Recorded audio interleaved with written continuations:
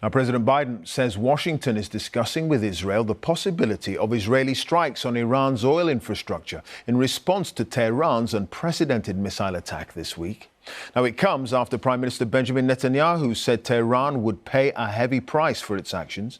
Joe Biden's comments ended up sparking a surge in the price of crude oil, up by 5% at one point. Faisal Islam is here to explain a little bit more. Thanks, Clive. In the aftermath of Iran's ballistic missile attack on Israel, and as we wait for news on Israel's response, there's already been a reaction in the world's oil market.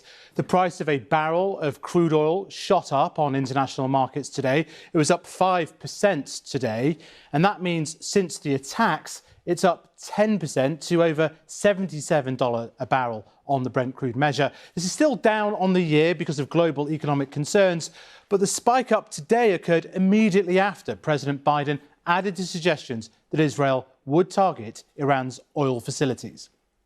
Will you support Israel striking Iran's oil facilities, sir? We're in discussion with that. I think that would be a little, anyway. Now, the oil markets reacted to that. Iran is the seventh biggest oil exporter in the world. Most of its exports go to China. The Israelis could choose to target the Iranian government's funding by hitting its oil export facilities on Karg Island or refineries, crucial for making domestic petrol supplies. Some reported petrol queues already in Iran.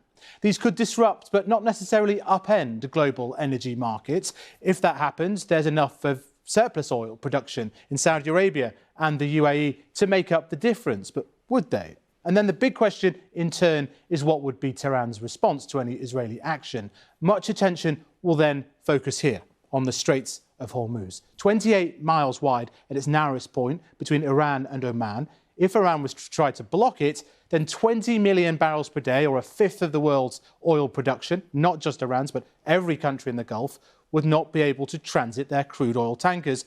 And these days it isn't just oil. The world's dependence on Russian gas has been replaced by shipments of liquefied gas, mainly from Qatar, also needing to transit that strait. So that's the nightmare scenario for energy prices and could be passed on in petrol and domestic energy costs. And all this at the moment when the world and households were emerging from that last energy shock. There's nothing certain about this, but with the US president now adding to the jitters, energy markets are now responding to heightened risks that could affect us all. Clive. Faisal, thank you. Faisal Islam, our economics editor there.